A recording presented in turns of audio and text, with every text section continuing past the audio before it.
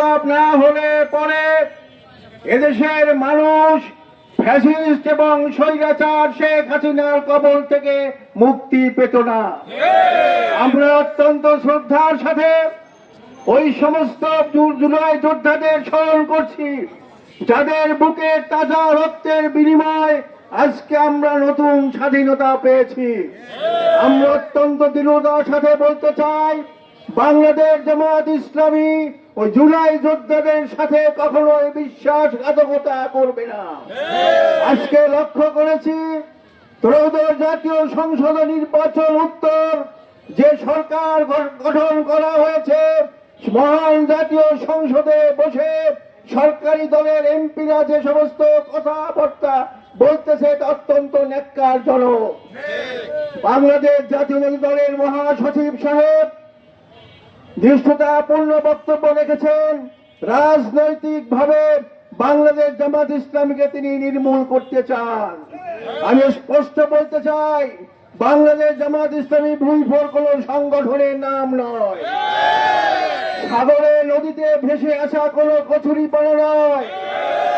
বাংলাদেশ জামাত ইসলামী অতীতে স্বাক্ষর বহন করেছে ফ্যাসিস্ট আওয়ামী লীগের নির্যাতন, নিষ্পেষণ, নিপীড়নের সহ্য করে জবাব দিয়ে তার ময়দানে টিকে রয়েছে।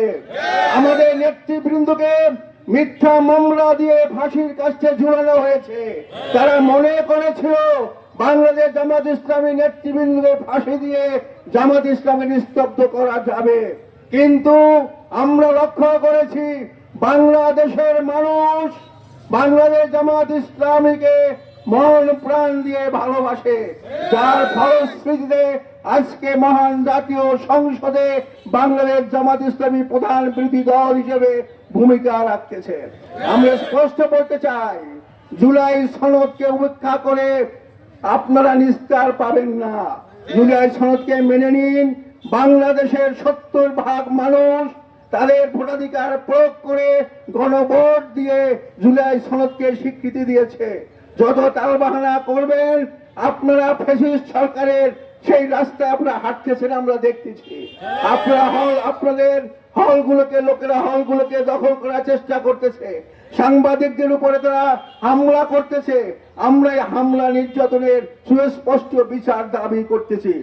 আমরা বলতে চাই, মাননীয় প্রধানমন্ত্রী, পররাষ্ট্রমন্ত্রী যারা আপনারা আছেন, আপনারা জুলাই সনদ না হলে দেশে আসতে পারতেন না এবং সংসদে বসে বড় বড় কথা বলতে পারতেন না। আপনারা সংবিধান বুঝাচ্ছেন জাতিকে, জাতি ভালো করে সংবিধান বুঝে। সংবিধান হচ্ছে মানুষের জন্য, সংবিধান কোনো ওহি না। এই জন্য আমরা বলতে চাই, সংবিধান দোহাই দিয়ে জুলাই সনদকে পাশ কাটিয়ে আপনারা চলতে চান, তারা আপনারা ভুল করবেন। আমরা বাংলাদেশ জামাত ইসলামের পক্ষ থেকে জোর দাবি জানাচ্ছি, অনতি বিলম্বে আগামী সংসদ যখন বসবে তখন আপনারা জুলাই সনদকে স্বীকৃতি দিয়েন, তাহলে জাতি খুশি হবে। আজকে দ্রব্যমূল্য আকাশচুম্বী, আজকে গ্যাসের সংকট, আজকে বহির্বিশ্ব থেকে বাংলাদেশের উপর হুমকি আসতেছে। আবার আমরা লক্ষ্য করতেছি যে বাংলাদেশে কোনো জঙ্গি নাই আপনারা বলতেছেন, অর্থাৎ আপনারা একটা ছুতা খুঁজতেছেন বাংলাদেশ জামাত ইসলামকে কি করে আবার সাইজ করা যায়, এটা আমরা লক্ষ্য করতেছি। আমরা স্পষ্ট বলতে চাই, বর্তমান সরকারের কাছে বাংলাদেশ জামাত ইসলামীকে যেন তেন ভাবে হাবিজাবি কথা বলে জামাত ইসলাম দমন করা যাবে না। এক এমপি বয়োজ্যেষ্ঠ এমপি তিনি আবল তাবল কথা বলেছেন সংসদে, মস্তিষ্ক বিকৃতি হলে পরে এই সমস্ত কথা তারা বলতে পারে। একটি জুলাই সনদ তারা গ্রহণ করেছিল, সেখানে তারা স্বীকার করেছিল, কিন্তু আমরা দেখতে পাচ্ছি তারা আজকে সরকার গঠনের পর থেকে এখন তারা তাল বাহানো শুরু করছে, হাতি রক্ত সাথে গাদ্দারি শুরু করছে, শিশুদ্ধ রক্ত সাথে গাদ্দারি শুরু করছে, তারা আজকে জুলাইকে অস্বীকার করা শুরু করছে। আমরা কেন এই মাঠে, আমরা কেন আজকের এই রাজপথে নেমেছি? বর্তমান সরকার আমাদেরকে রাজপথে নামাতে বাধ্য করেছে, যার কারণে আমরা রাজপথে নেমেছি। আমরা সংসদে কথা বলছি। ৩৬ জুলাই যে ঘটনা করেছিল, ৩৬ জুলাই তোমরা নির্বাচনে এসে এই দেশের জনগণ সাধারণের সাথে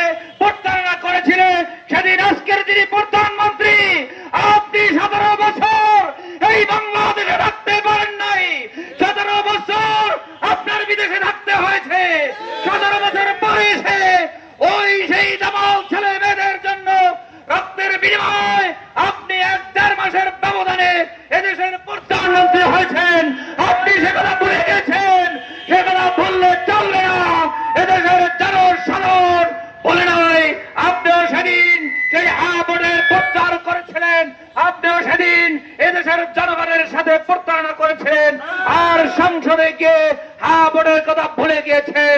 সেখানে 30% পক্ষে আপনি কথা বলছেন, তবে আপনার জনগণ স্বীকৃত দেন ওই 70% ভোট ছিল আমাদের, ওই 70% ভোট ছিল 11 দলের ভোট ছিল, আর 30% আপনারা যে ভোট পেয়েছেন সেই 30% ছিল আপনাদের। এটা স্বীকৃত হয়ে গিয়েছে। সুতরাং আজকের কারচুপি করে ইঞ্জিনিয়ারিং করে আমাদেরকে বাইরে রেখেছেন। সংসদে আমাদের কথা বলতে দেওয়া হচ্ছে না, সংসদের কথা মেনে নিতে পারছেন না। আজকে যদি মেনে না নেন তাহলে আপনি অতীতের সরকার স্বৈরাচার সরকারের শিক্ষা গ্রহণ করুন। তিনি যেভাবে বিদায় নিয়েছেন আপনাকে তোভাবে বিদায় নিতে পারবেন না। তার মামাবাড়ি ছিল ভারত, সে ভারতে পালাতে পেরেছিল, আপনার কিন্তু মামাবাড়ি ভারতেও নাই। সুতরাং এদেশের জনগণ আপনাকে ছাড়বে না, ছাড়বে না, ছাড়বে না। আপনারা নিশ্চয়ই অবগত হয়েছেন, এই বর্তমান সরকার ক্ষমতায় আসার পর তাদের উচিত ছিল জুলাই সনদকে স্বীকৃতি দিয়ে এই জুলাই সনদকে বাস্তবায়ন করা। কিন্তু আমরা দেখতে পাই এই জুলাই সনদ নিয়ে তারা তালবাহনা করছে। গত কয়েকদিন আগে সংসদে তাদের নেতারা বক্তব্য দিয়েছে, আমরা যদি তখন এই জুলাই সনদের বিরুদ্ধে থাকতাম হয়তো বা এরকম নির্বাচনে আমরা আসতে পারতাম না। তাহলে আমরা বলে রাখতে চাই, আমরা জানিয়ে দিতে চাই, তোমরা কিন্তু সারা বাংলাদেশের জনগণের সাথে প্রতারণা করেছো। আর যেহেতু জনগণের সাথে প্রতারণা করেছো, এই জনগণ যদি ভেসে ওঠে তাহলে তোমাদের বিরুদ্ধে দুর্বার আন্দোলন গড়ে তোলা হবে। আমরা জানিয়ে দিতে চাই, শহীদ আবু সাঈদ মুগ্ধ সহ অনেক শহীদের রক্তে গড়ায় জুলাই সনদ। এই জুলাই সনদকে আমরা নস্যাৎ হতে দেব না, দেব না ইনশাআল্লাহ। বাংলাদেশ জামাত ইসলামীর প্রতিটি কর্মীর তাদের শরীরে রক্ত থাকা অবস্থায় এই জুলাই সনদকে নস্যাৎ হতে দেবে না ইনশাআল্লাহ। বিগত স্বৈরাচারী শেখ হাসিনার অপশাসনের বিরুদ্ধে বাংলাদেশের মানুষ জেগে উঠেছিল। তাই 36 জুলাই সারা দেশের মানুষের গণরোষের মধ্য দিয়ে খুনি স্বৈরাচারী শেখ হাসিনা সরকারের পতন হয়েছিল। তার ভিত্তিতে সেদিন সকল দলের ঐক্যমত্যের ভিত্তিতে জুলাই সনদ স্বীকৃতি লাভ করেছিল। দুঃখের বিষয় হল সত্য, বর্তমান সরকার মাত্র 30% মানুষ না ভোট দিয়েছে, 70% মানুষ হ্যাঁ ভোট দিয়েছিল।